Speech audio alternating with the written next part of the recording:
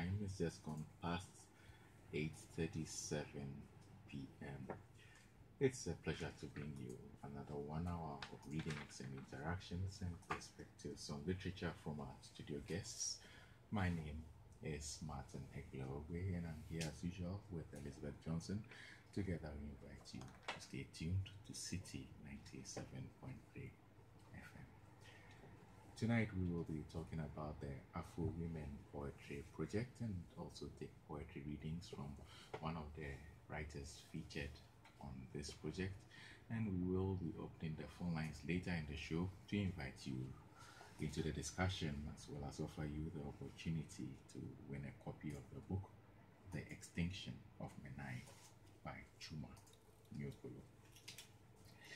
Briefly give me an idea of what the Afro Women Poetry Project is. Thank you. Thank you, first of all, for inviting me here. And Afro Women Poetry is a wish, I will say. Is a wish to give African women voice and let African women talk about themselves through poetry. You know, I think that poetry is such a free zone, like a free zone, in which there is no judgment and in which people can express themselves freely. And it started in my mind. Just one day I say, oh, I would like to hear more female voices. And I told my staff of Voci Globali, which is a magazine, Italian magazine online, if they like this idea, and they were enthusiastic. So we started to talk how to do this and where we start. And we start from Ghana, because actually it's the African country I know more, and actually I live here. And we start by knowing some female poets, just knowing them, going to their house, to their working place, because we wanted to create such an intimacy with them. And only after we asked them, would you like to take part in this project? Would you like more people to know your poems, your thoughts, your feelings? And all of them say yes. And then we started to record some of their poems, and then we set up this website called AfroWomenPoetry. Poetry is such a collection of poems, and in this website you will see the female poets introducing themselves on video, and then they present some of their poems. There is also the written poems, and all the poems are translated in Italian by professional translators. And I would like to point to what she was saying about the potential of women. So what we want to do is just this, to let this potential emerge, because we really need a new narrative about Africa, about women of Africa. Who can do this if not African journalists, if not writers, African writers, if not African poets?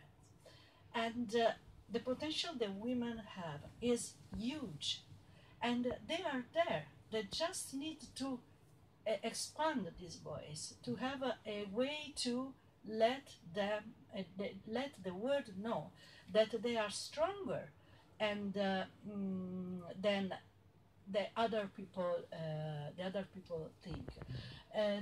The subject on all these poems are very touchable, are very strong. They don't have any fear, these poets who we met, to talk badly about problems, about their selves, about the struggle they do for let this potential emerge. And the topics are very interesting because they talk about domestic violence, they talk about sexuality freely, they talk about old tradition which are harmful for women, and they don't have any fear to talk boldly and clearly. Months ago. And then we collect all the material here. We were two women of the staff, me and Carolina Carta, and we went around to know the female poets in this country. We collect all the materials. Then I edit or do the editing of all the material, which was a very long process.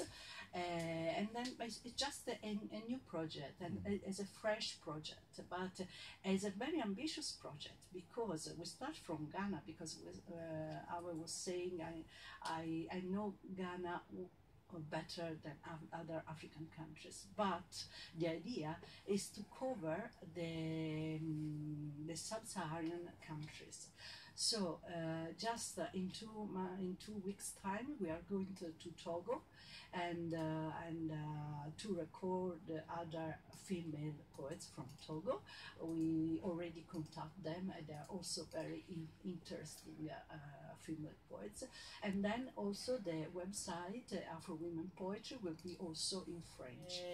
But we really hope that other people will be involved. We really hope that foundation of women or other association can be involved and interested to help us to go on with it. Antonella, Yes. are the poems all delivered in English? One part of the poem is a song in Twi. It was very interesting because okay, you have many languages and all of them are so interesting. So it was nice because it was really going into the culture. So of course for us it will be more difficult to translate in a local language, but all of them had poems in English. That your audience is European, or at least would include the continent of Europe.